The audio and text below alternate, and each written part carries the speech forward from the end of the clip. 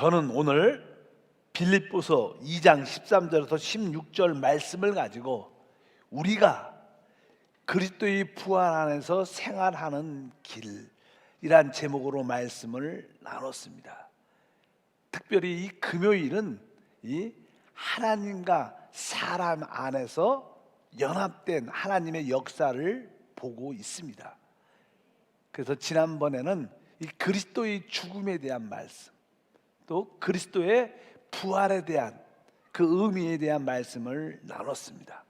이 그리스도의 죽음과 부활은 우리에게 아주 중대한 관련이 있는 말씀들입니다. 그분의 죽으심과 부활은 사실 그분을 위한 것이 아니라 그분의 죽으심과 부활은 바로 우리를 위한 것입니다. 먼저 그리스도의 죽음은 우리의 타락으로부터 또 영원한 멸망으로부터 우리를 구원하셨습니다. 그뿐만 아니라 그분은 또한 부활하셨는데 주님의 그 부활의 의미를 우리가 지난번에 말씀을 나눴습니다. 주님께서 부활에 대한 이해를 갖고 있을지라도 그 주님의 부활을 어떻게 우리가 적용할 수 있느냐, 그 부활 안에서 우리가 생활한다는 것, 산다는 것이 어떠한 의미를 있는가를 알아야 됩니다. 오늘 빌립보서 2장 13절에 이렇게 말씀하죠. 너희 안에서 행하시는 이는 하나님이시니 자기의 기쁘신 뜻을 위하여 너희에게 소원을 두고 행하게 하시나니, 이렇게 말씀을 합니다. 너희 안에서 행하시는 이는 하나님, 바로 하나님이 우리 안에서 모든 일을 행하시는데, 바로 그분이 우리 안에서 행하신다는 것은 다른 뜻이 아니라 그분이 부활을 통해서, 부활 안에서 바로 우리 안에서 역사한다는 그런 뜻을 가지고 있습니다. 그래서 우리는 이 시간에 다시 한번 부활의 의미를 다시 한번 깨달을 필요가 있다. 부활이 무엇인가? 부활, 첫 번째로 사실 부활은 하나님의 아들 예수 그리스도의 자체가 부활입니다. 요한복음 11장 25절에 말씀합니다. 예수께서 이르시되 나는 부활이요 생명이니, 이렇게 말씀합니다. 우리 주님은 바로 나는 부활이요 생명이다. 그러니까 우리 주님이 없다면 부활이 없는 겁니다. 이 우주에 주 예수가 없으면 진짜 아무것도 없는 것인 것을 우리가 분명히 알아야 됩니다. 아, 그리스도가 부활이구나. 이 그리스도가 부활이라는 뜻은 또한 어떠한 의미를 갖고 있는가? 우리 예수님은 이 땅에 오셔서 십자가에서 결국 우리를 위하여 죽으셨습니다. 그리고 그분은 실제로 3일 만에 부활하셨습니다. 그분이 부활했다는 뜻은 무엇을 함축하고 있는가? 알다시피 예수님이 이제 장사 지낸 바 되시고 3일 만에 이른 새벽에 마리아에게 나타나셨죠. 그리고 그날 저녁에는 제자들 가운데 주님이 이렇게 나타나셨습니다. 그리고 나서 그들에게 이렇게 말씀을 하셨습니다. 요한복음 20장 21절과 22절에 예수께서 또 이르시되 너희에게 평강이 있을지어다. 아버지께서 나를 보내신 것 같이 나도 너희를 보내노라. 이 말씀을 하시고 그들을 향하여 숨을 내쉬며 이르시되 성령을 받으라, 이렇게 말씀하셨습니다. 우리 주님께서 평강이 있을지어다 이 말씀을 넘어서 마지막 부분에 이제 숨을 내쉬면서 성령을 받으라고 말씀했습니다. 성경은 우리 주님께서 죽으시고 부활하심으로 말미암아 우리에게 살려주는 영, 성령, 생명 주는 보혜사가 되셨습니다. 그래서 우리 부활이라는 것은 바로 무엇이냐? 바로 영이신 그리스도를 부활이라고 말합니다. 영이신 그리스도를 우리가 뭐라 그래요? 성령이라고 그랬죠. 우리가 소위 말하고 있는 그 성령, 그 영, 성령이 바로 부활한 그리스도인 것을 분명히 알아야 됩니다. 그래서 우리 예수님이 부활하신데 그분이 죽음과 부활을 통하여 이제 성령 하나님이시라는 거예요. 그래서 우리가 이 성령으로 충만할 때 바로 부활의 실제를 갖게 되는 것을 분명히 알아야 될 줄 믿습니다. 이제 그날 주님께서 숨을 내쉬면서 이렇게 성령을 받으라. 만약에 여러분들이 그 자리에 있었다면 무엇을 느꼈을 거예요? 주님께서 이렇게 숨을 내쉬면서 성령을 받으라. 그럴 때 뭐 베드로, 요한 제자들이 그 가운데 있었죠. 그 주님이 숨을 내쉬면서 성령을 받으라 그러니까 그들 안에 무엇인가가 들어온 거예요. 그렇겠죠. 그렇죠. 그 무엇인가 그들 안에 들어왔는데 그것이 뭔지를 잘 모르겠죠. 처음에 성령을 받으라 그러면서 숨을 내쉬면서, 그리고 나서 이제 주님이 곧 그들을 떠나셨습니다. 안 보이신 겁니다. 그분이 사라진 게 아니라 사실 그분이 이제 생명 주는 성령으로 그들 안에 계신 거예요. 이제 성령은 공기처럼 우리 눈에 보이지 않지만 하나님이 그들 심령 안에 항상 함께 하셔요. 근데 그들은 오랫동안 3년 반 동안 보이는 임재 가운데 있었어요. 예수님과 함께 자고 함께 먹고 함께 사역하고 항상 예수님을 이렇게 보는, 그분이 육신의 몸을 입고 오셨기 때문에 항상 보이는 임재 가운데 주님이 우리와 함께 하셔. 또 그분이 다른 지역으로 갈 때 주님이 우리와 함께 하시지 않네, 어디 가셨네, 이렇게 말해요. 항상 보이는 임재 가운데 있는데 이제 주님이 부활하심으로 말미암아 그분은 생명 주는 성령으로 보이지 않는 임재로 우리와 함께 한다는 거예요. 그래서 그런 훈련을 바로 우리 주님께서 40일 동안 제자들과 함께 하셨어요. 그 이야기가 사도행전 초반에 그런 이야기가 나옵니다. 항상 제자들 마음속에 주님이 보이는 임재로 우리 가운데 이렇게 나타나시면 우리 주님이 우리와 함께 하신다, 아주 기뻐했지만 그들 생각에 주님이 우리와 함께 하셔, 이런 생각을 갖고 있으면 또 주님이 또 안 보이셔요. 그래서 어쩌든지 우리 주님은 제자들과 40일 동안 함께 하면서 보이지 않는 임재를 훈련시키는 거예요. 우리 신앙생활이 무엇입니까? 우리 하나님은 실제로 살아계시고 그분은 우리 심령 안에 영접되신 분입니다. 우리가 그것을 보지 못하고 설사 느끼지 못할지라도 그분은 실제로 우리 안에 계세요. 우리는 보이지 않는 임재를 믿어야 되고 우리는 보이지 않는 임재를 훈련해야 되고 그것을 우리는 믿음이라 그래요. 믿음은 바라는 것들의 실상이고 보이지 않는 것들에 대한 증거다. 믿음이 무엇입니까? 우리 주님이 우리 눈에 보이지 않지만 실제로 우리 안에 우리 가운데 함께 하신다. 어차피 제자들은 40일 동안 주님의 놀라운 그러한 임재를 훈련받게 됩니다. 그리고 나서 이제 우리 주님께서는 40일 후에 승천을 하시죠. 베드로 같은 경우에 예수님이 죽기 전에는요 아주 강한 성격을 갖고 있었기 때문에 다른 사람은 다 배반해도 주님, 난 절대로 주님을 배반하지 않겠습니다. 그렇게 아주 강한 의지를 가지고 결단을 했지만 그날 밤 베드로는 주님을 3번 부인하는 그러한 연약함과 죄 가운데 있게 된 것을 볼 수 있었어요. 근데 그가 부활하신 주님을 통해서 성령을 그들이 보이지 않는 임재로 받아들이고 그때부터 베드로는 그런 연약함과 어떤 어둠들이 떠나가고 무엇인가 새로운 사람이 된 것을 아셔야 됩니다.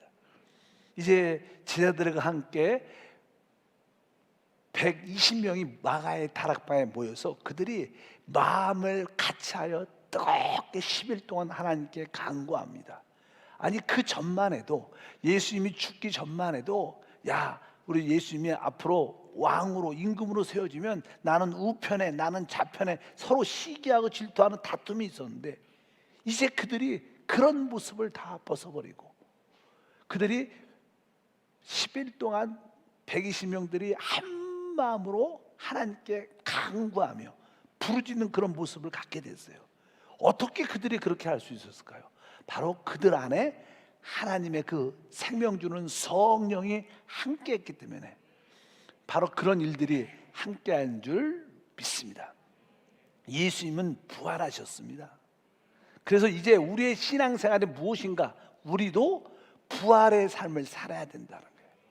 우리도 예수님처럼 부활의 영역 안에서 살아야 될 줄 믿습니다. 신앙생활은 무엇인가? 바로 부활의 삶을 사는 것이다. 근데 보통 우리가 크리스찬들의 신앙생활은 성령과 관련되어 있다, 이것을 잘 알죠. 그런데 사람들이 성령을 따라 사는 것이 신앙생활이다, 이 말씀은 잘 알지만 우리가 부활 안에서 생활해야 된다, 이런 말은 익숙하지가 않아요.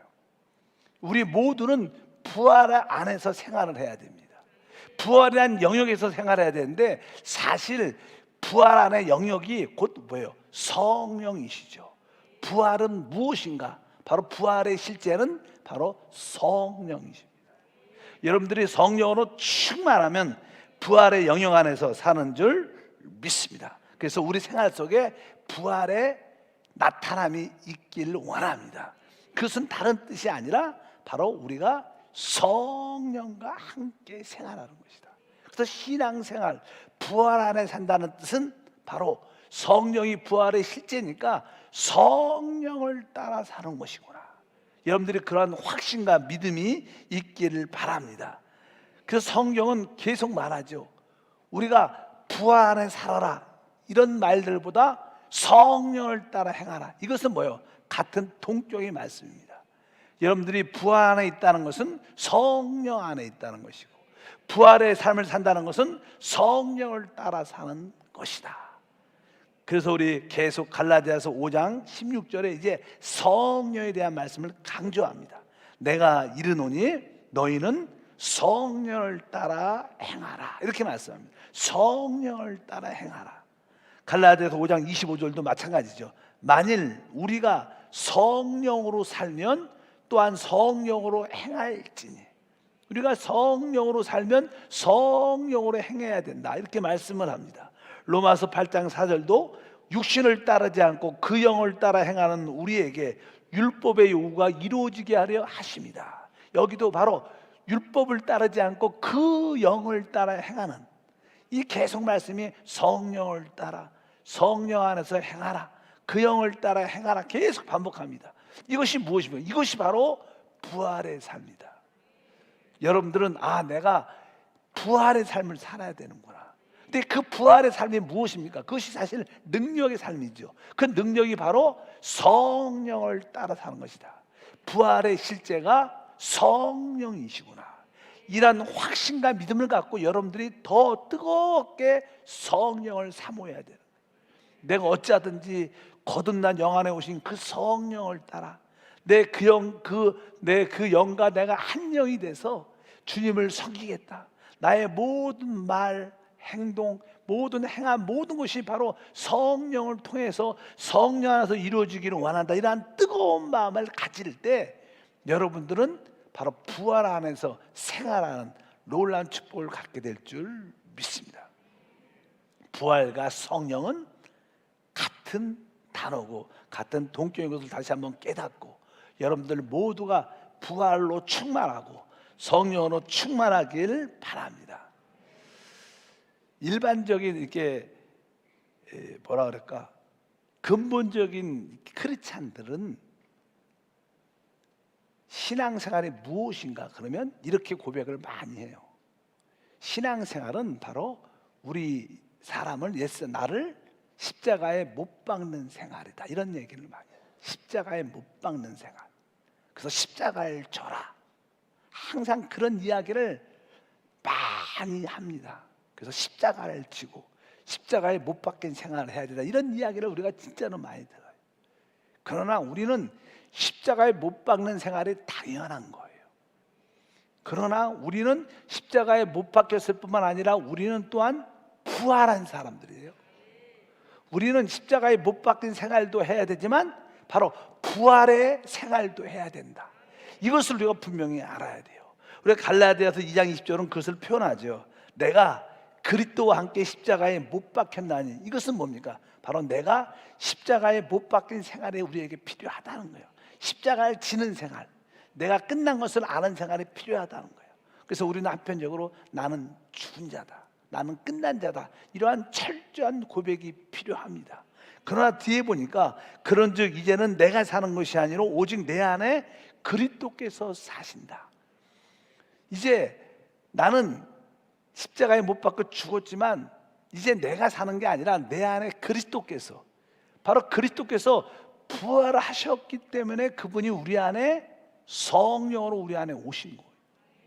그래서 우리 신앙생활은 아까 말씀한 것처럼 십자가에 못 박힌 생활도 해야 되고 또 부활의 생활도 중요한 줄 믿습니다. 보통 사람들은 내가 십자가를 지는 생활, 십자가에 못 박힌 생활이 뛰어난 믿음 생활이라고 강조하지만 더 뛰어난 생활은 무엇인가? 바로 부활 안에 사는 생활. 근데 부활 안에 사는 생활이 바로 무엇이냐? 그리스도가 내 안에 사는 생활이고 그 생활이 성령을 따라 사는 생활. 우리는 우리 스스로가 십자가에 못 박히기가 어렵습니다. 그것은 쉬운 게 아닙니다. 우리 사람의 능력으로는 절대로 십자가에 못 박히는 그런 삶을 살아낼 수 있지 않아요. 거기에는 큰 능력이 필요한데 바로 그 십자가에 못 박힐 수 있는 능력을 주시는 분이 성령이시에요. 그래서 여러분들이 성령으로 충만하면 자연스럽게 십자가에 못 박힌 그런 생활이 우리 가운데 나타나는 것을 믿으시길 바랍니다. 저도 그래서 여러분들에게 늘 말씀할 때 뭐 여러분 십자가를 져라 이런 얘기 잘 안 해요. 뭐 하지 말라, 무엇을 하라 이런 것을 강조하는 것보다 오직 성령으로 충만해요. 영 안에 계시고 영을 따라 행하고, 왜? 이 영을 따라 행하고 성령을 따라 행하는 것이 모든 그리스도의 부활의 능력이기 때문에 이 능력이 있어야 우리는 모든 것을 행하게 될 줄 믿습니다. 요즘에 그런 이야기를 많이 하죠. 우리가 기도에 대해서 또 성경 읽기에 대해서 새벽에 이런 얘기를 합니다. 주제가 뭐냐면 우리가 기도가 어떤 문제 방향이 맞춰져서는 안 된다. 우리 기도 자체도 하나님을 얻는 데 방향이 맞춰져야 된다. 문제 해결에 대한 방향이 아니고 바로 하나님을 더 많이 얻는 데 방향이 맞춰서 하나님을 얻기 위해서 기도를 해야 된다. 성경을 읽는 것도 어떠한 성경의 가르침을 얻기 위한 것이 아니라 그 성경 말씀을 통해서 하나님을 얻기 위해서, 이런 초점인데 바로 하나님을 얻는 것은 바로 성령을 얻는 거예요. 왜? 성령이 바로 우리 삼위일체 하나님의 완성이심을 믿습니다. 그래서 그리스도의 부활이 곧 뭐예요? 성령이시구나. 우리가 부활의 능력을 강조하지 않아도 우리가 성령으로 충만하면 바로 우리 영이 열려 우리 영이 강건해지면 바로 그 부활의 능력이, 성령의 능력이 우리 가운데 나타날 줄 믿습니다. 실제로 이 부활은요, 다른 의미로 이 전기하고 비슷한 거예요. 제가 친켄트에 있었을 때 우리 다른 옆에 있는 우리 도시가 우즈베키스탄, 타슈켄트하고 이렇게 나라는 다르죠. 우리는 카자흐스탄, 우즈베키스탄. 그래서 이제 항상 우리 도시에는 이 전기 발전소가 없어요. 그러나 정유 공장은 있었어요.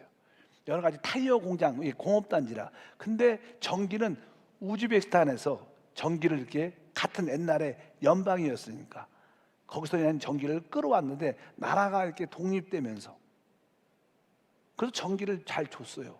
근데 나는 이 도시에서 계속 그 나라한테 전기값을 지불을 안 하니까 한순간에 그냥 그 타슈켄트에서 우즈베키스탄에서 전기를 한 번에 끌어, 그 큰 도시의 전기가 그냥 아웃된 거예요. 얼마나 깜깜하든지. 나는 그렇게 전기가 없어.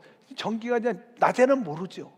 밤이 되니까 그냥 진짜 어두운 거. 어떤 집에도 전기가 하나도 없는 거. 제 기억에 한 일주일은 넘고 한 2, 3주 정도 전기가 거의 없었어요.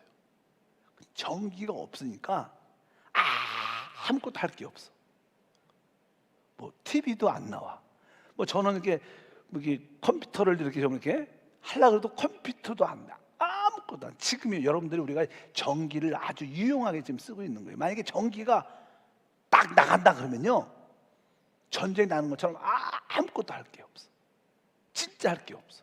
그리고 밤에는 진짜 어두워. 하물며 전기가 없으니까 그냥 어떻게 밖에 나가서 밥을 해 먹을 수도 없는 거예요. 그러니까 저도 어떻게 산에 가서 나무 꺾고 와서 나무를 떼갖고 불을 이렇게 해갖고 밥을 해 먹을 수밖에 없는 그런 상황. 여러분, 이 전기는 진짜 어떤 도시를 이끌어가는데 가장 중요한 자원입니다. 성령이 그런 거예요. 성령은 우리 생활의 모든 영적인 전기예요. 영적인 전기 때문에 여러분들이 성령이 얼마나 귀한지를 몰라요. 성령이 모든 나의 영적인 전기고 내 생활의 모든 필요를 공급해주는 힘이요 에너지구나. 그래서 여러분들은 끊임없이 부활의 영이신 성령으로 충만할 때 바로 우리는 비로소 그때 부활이라는 영역에서 사는 겁니다. 신앙생활은 바로 내가 지금 부활의 영역 안에서 살고 있다. 그래야지 우리가 죄와 사망과 모든 것을 이기는 줄 믿습니다. 그 부활의 영역이 바로 성령인 것을 분명히 깨달아야 됩니다. 오늘 다시 한번 빌립보서 2장 13절에 이런 말씀이 있어요. 너희 안에서 행하시는 이는 하나님이시니, 이렇게 말씀해요. 우리 안에서 행하시는 이는 하나님이시다. 근데 우리 안에 계신 하나님이 어느 때 역사하냐는 거예요. 행하시느냐예요. 여러분들이 부활이란 영역 안에 있을 때 그분이 행하시는 거예요. 여러분들이 부활이란 영역 안에 있지 않으면 그분도 우리 안에서 행하지 않습니다. 우리가 부활이란 영역, 왜? 우리 주님은 어디에 계셔요? 부활이란 영역 안에 계셔요. 부활이란. 그렇기 때문에 부활 안에 계시기 때문에 우리가 부활 안에 삶을 살 때 그분도 우리 안에 역사하시. 우리가 부활 안에 삶이 안 되면 그분도 우리 안에서 아무것도 안 한다는 거예요. 너희 안에서 행하시는 하나님, 그 하나님은 뭐예요? 부활의 하나님이신데 부활의 영역 안에 있을 때만 한다는 거예요. 근데 그 부활의 영역이 바로 성령 안에 있는 것이고 영 안에 있는 것이고 영을 따라 행하는 것이다. 그래서 여러분들이 다시 한번 내가 부활의 주님을 만나는 것은 다시 한번 성령으로 충만한 거고, 내가 붙잡을 것은 오직 성령밖에 없구나. 내 영 안에 계신 성령을 바라보고 붙잡고 달려가기를 원합니다. 여러분들이 찬양할 때도 여러분 영 안에 계신 그 성령과 함께 찬양한다는 감동이 있어요. 여러분들이 하나님 말씀을 들을 때도 내 안에 계신 성령과 함께 하나님 말씀을 듣습니다.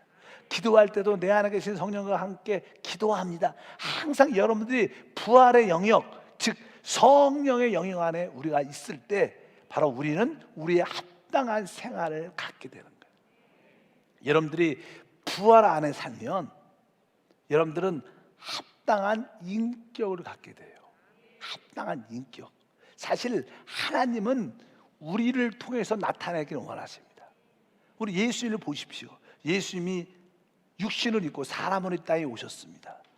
우리가 보통 예수님을 사람으로 봤지만 사실 하나님이 그 예수의 육신을 통해서 나타내신 거예요. 그러니까 예수를 본 거는 바로 하나님을 보는 거예요. 그러니까 하나님은 바로 우리 육신을 통해서 자기를 표현하고 나타내기를 원합니다. 그 성육신은 여러분 안에서도 동일합니다. 여러분 안에 하나님이 계시고 여러분의 인성을 통해서 하나님이 나타나시기를 원한다는 거예요. 근데 우리의 인성이 어디에? 부활이라는 영역 안에 있어야 돼요. 성령이라는 영역 안에 있을 때 하나님이 표현되고 나타나는 줄 믿습니다. 보통 우리가 예수님의 어떤 인성 같은 모습을 보게 되면요, 예수님이 오병이어로 아주 큰 기적을 행하시죠.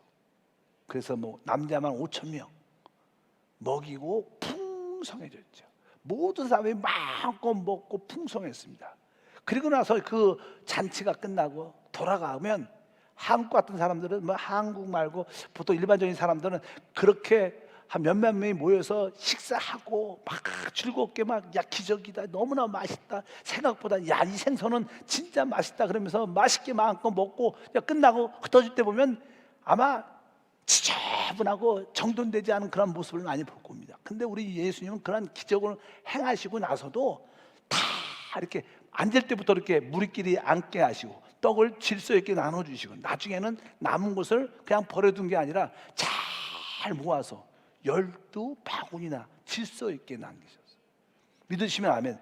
우리가 진짜 부활 안에 살면, 성령 안에 살면 우리는 우리 생활 속에 합당한 인격을 갖게 돼요. 그래서 바로 그런 모습을 통해서 하나님을 볼 수 있는 그런 은혜의 역사가 함께 할 줄 믿습니다. 또 예수님이 이렇게 부활하실 때, 부활하시고 나서 뭐 이렇게 베드로와 요한이 그 무덤에 가보니까 예수님이 이미 부활하셨어요. 근데 그 예수님이 입었던 그 수의가 아주, 세마포가 아주 잘 이렇게 차곡차곡 이렇게 개어 있었어요. 그냥 옷을 이렇게 벗고 대충 던지고서 그렇게 나간 게 아니에요. 아주 정돈이 잘 되게 개어져 있었다. 이게 무엇입니까? 이것이 하나의 부활의 역사인 거예요. 우리가 참된 신앙생활을 하고 우리가 부활의 영역에서 살면 우리는 합당한 인격을 소유하게 되고 하나님의 아름다움을 표현하는 그러한 성령의 열매의 모습도 우리 가운데 나타나서 남들도 우리의 모든 모습을 통해서 하나님을 볼 수 있는 그런 은혜가 함께 할 줄 믿습니다. 이한 모든 것이 바로 성령 안에서 이루어지는 축복과 은혜인 것을 확실히 믿습니다. 우리의 신앙생활, 예수께서 죽으시고 부활하셨습니다. 이제 그 부활이 우리 생활에 적용이 돼야 되는 거예요. 하나님, 우리가 부활 안에서 살기를 원하십니다. 근데 그 부활 안에서 산다는 것이 다른 뜻이 아니라 바로 성령을 따라 사는구나. 성령이 부활의 실제구나. 그러니까 여러분들은 늘 하나님, 내가 부활의 능력을 체험하게 도와주시옵소서, 이런 기도를 많이 하죠. 부활의 능력이 나타나기를 원합니다. 그러면 뭐가 돼야 돼요? 여러분들이 성령으로 충만하고 성령을 따라 행해야지 그것을 가질 수 있다는 거예요. 하나님, 바로 성령이 부활의 실제임을 다시 한번 확실히 깨닫게 도와주시고 내 모든 생활이 부활의 영역 안에서 이루어지게 하시고 바로 내 모든 생활에 성령 안에서 다 이루어질 수 있도록 은혜를 더하여 주시옵소서. 그러면 우리의 생활 속에 부활의 흔적과 영향력이 나타나서 승리의 역사가 함께 할 줄 믿습니다. 그럴 때 죄도 떠나가고 가난도 질병도 모든 저주와 특별히 어둠의 영과 귀신들도 떠나가는 역사. 왜? 부활의 영역 안에는 그런 것들이 있을 수가 있지 않아요. 성령으로 충만하면 그런 것들이 떠나갈 수밖에 없는 것입니다. 주님께서도 우리에게 말씀하시길, 그러므로 내가 하나님의 성령을 힘입어 귀신을 쫓아낸다고 말씀하셨습니다. 어쩐지 여러분들이 부활의 영역에 살기를 축복합니다. 부활의 생활이 바로 여러분의 신앙생활이다. 하나님은 그러한 삶을 살기를 원하는 것을 다시 한번 깨닫고 성령을 더 끊임없이 사모하고 받아들이고 흡수하고 하나님으로 채워지기를 바랍니다. 오늘도 여러분들은 하나님으로 내가 채워져야겠다, 하나님의 은혜로 채워져야겠다, 이러한 고백을 하시길 바랍니다. 저는 며칠 전에 어떤 간증을 들었어요.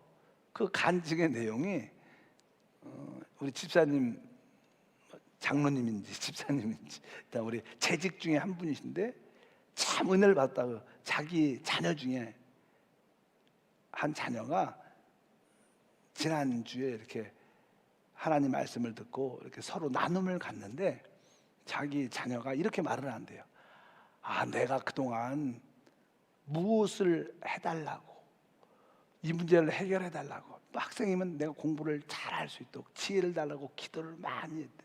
근데 하나님 말씀을 잘 듣다 보니까 나에게는 그런 기도가 조금 잘못된, 핀트가 좀 어긋난 기도였구나. 나는 어떤 문제를 위해서 간구하는 기도가 아니라 하나님을 더 많이 얻기 위해서 하나님을 호흡하고 하나님을 받아들이는 기도를 더 많이 해달라는 것을 진짜로 깨달았다. 그러면서 그분이 은혜를 많이 받았다고 그런 이야기를 하셔요. 어쩐지 우리는 하나님을 얻는데 우리는 모든 것을 관심을 가져. 왜? 그분 자체가 부활이지. 그분 자체가 생명이시니까 그분을 얻으면 다른 것들은 부수적으로 해결되는 역사가 함께할 줄 믿습니다. 보통 우리가 기도할 때 여러분도 경험이 있죠. 하나님, 이 문제에 대해서 하나님의 인도를 받기를 원합니다. 하나님, 이렇게 할까요? 저렇게 할까요? 하나님, 답을 주십시오. 오른쪽으로 가야 돼요? 왼쪽으로 가야 돼요? 이런 기도를 많이 하면 할수록 더 헷갈린 것 같아. 더 잘 모르겠어. 그러니까 우리는 자꾸만 오른쪽입니까? 하나님 왼쪽입니까? 이것입니까? 저것입니까? 이런 기도가 아니라 어떻게 해요? 하나님으로 채워줘야 돼요. 하나님의 임재를 사모합니다. 하나님으로 충만하면 하나님의 임재가 답이에요. 하나님의 임재가 우리의 응답인 것을 아셔야 돼요. 바로 하나님의 응답, 임재가 바로 우리의 결정할 길이 되는 거예요. 그러면 자연스럽게 그 하나님의 인도가, 임재가 우리의 인도가 돼서 승리의 역사가 함께 할 줄 믿습니다. 바로 그 하나님의 임재조차가 바로 성령이시라. 그 성령이 바로 부활의 주님이시라는 거예요. 얼마나 놀랍습니까? 아주 간단한 사실. 부활이라는 단어를 많이 했는데 이 부활을 어떻게 체험할 수 있는가? 부활의 능력을 어떻게 가질 수 있는가? 그 부활의 실제가 성령이시구나. 내가 다시 한번 성령으로 충만하기를 원한다. 이런 뜨거운 마음을 여러분들이 갖길 주님으로 축복합니다. 그럴 때 우리 가운데 많은 간증과 축복이 함께합니다. 우리는 부활의 삶을 우리 생활에 적용해야 돼요. 그것은 성령과 우리의 영입니다. 그래서 성령이 우리의 영과 더불어 우리가 하나님의 자녀임을 증거한다. 심령 깊은 곳에서 내가 내 영 안에서 성령과 함께 모든 것을 하기를 원합니다. 성령께서 이끌어가 주시옵소서. 공부하는 학생도 그렇게 하나님을 얻걸, 사업하시는 분도, 또 직장에 다니시는 분도, 또 여러 가지 일을 하시는 분도 계속 이렇게 부활의 삶을 살기를 축복합니다. 우리 옆 사람과 한번 인사할까요? 부활의 삶을 삽시다. 하나님 아버지 감사합니다. 다시 한번 주님께서 죽으시고 부활하심으로, 부활하신 주님이 우리 안에서 행하십니다. 우리 안에서 행하시는 그 하나님은 우리가 부활의 영역 안에 있을 때, 성령의 영역 안에 있을 때만 행하십니다. 이것을 분명히 깨닫고 하나님의 역사를 체험하고 누리게 하옵소서. 주 예수 이름으로 기도함나이다. 아멘.